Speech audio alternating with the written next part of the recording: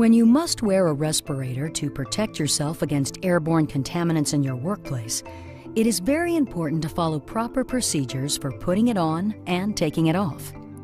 The process of putting on and taking off your respirator is also referred to as donning and doffing.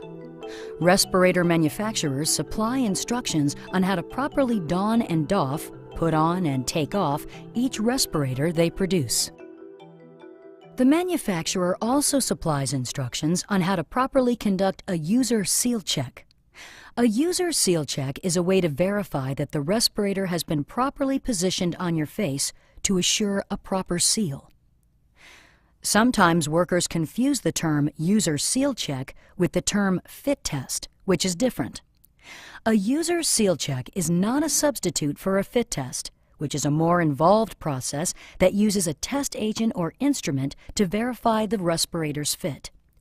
A fit test must be performed before you wear a respirator for the first time and at least annually thereafter. A user seal check must be performed each time you put on a respirator to check that it has been donned correctly. Remember, always follow the respirator manufacturer's instructions for the specific respirator model that you are using.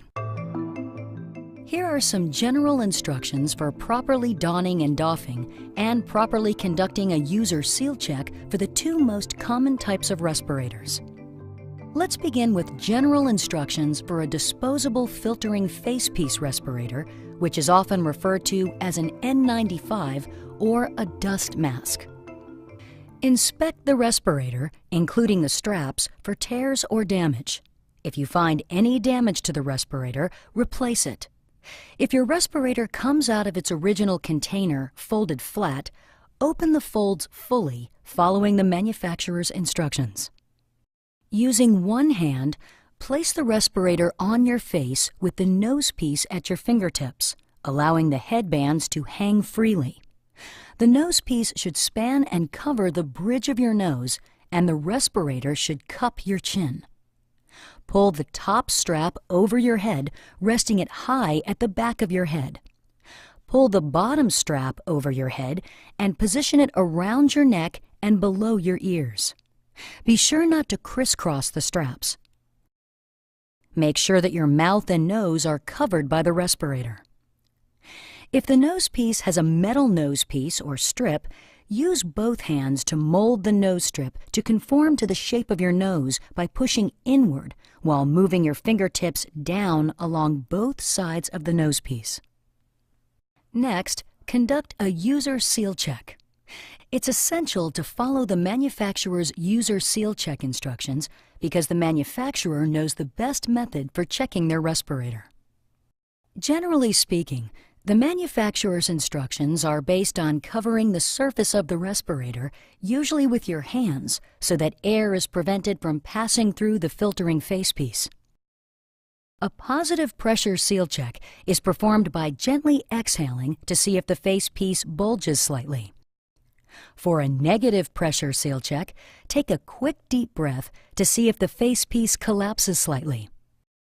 During either test, if air leaks out between your face and the respirator's face seal, the respirator may not fit your face properly.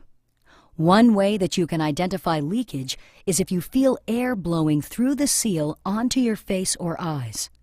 If you feel leakage, readjust the fit of your respirator and check the seal again. If you cannot achieve a proper seal, you are not protected and should not enter a hazardous area. See your supervisor to determine what the problem may be. When you're finished wearing the respirator, carefully remove it without touching the exterior, because the exterior may be contaminated. Discard your respirator according to your company's procedures. Now let's explore the general instructions for properly donning and doffing and properly conducting a user seal check for a half-facepiece elastomeric respirator, sometimes referred to as a half mask. Remember, these are just general instructions. You should always follow the manufacturer's instructions for the specific respirator model that you are using. To begin, inspect the respirator, including the straps, valves, and gaskets, for loose, missing, or damaged parts. If you find any damage to the respirator, repair or replace it. Then pull the bottom strap over your head. Place the respirator facepiece under your chin and over your nose, with the narrow part of the facepiece over your nose. Pull the head harness over the crown of your head and adjust its placement until it is stable but comfortable. Be sure that the neck strap is flat and smooth against the back of your neck. Adjust the neck strap, but be careful not to over-tighten the respirator to your face. Next, perform a positive pressure user seal check.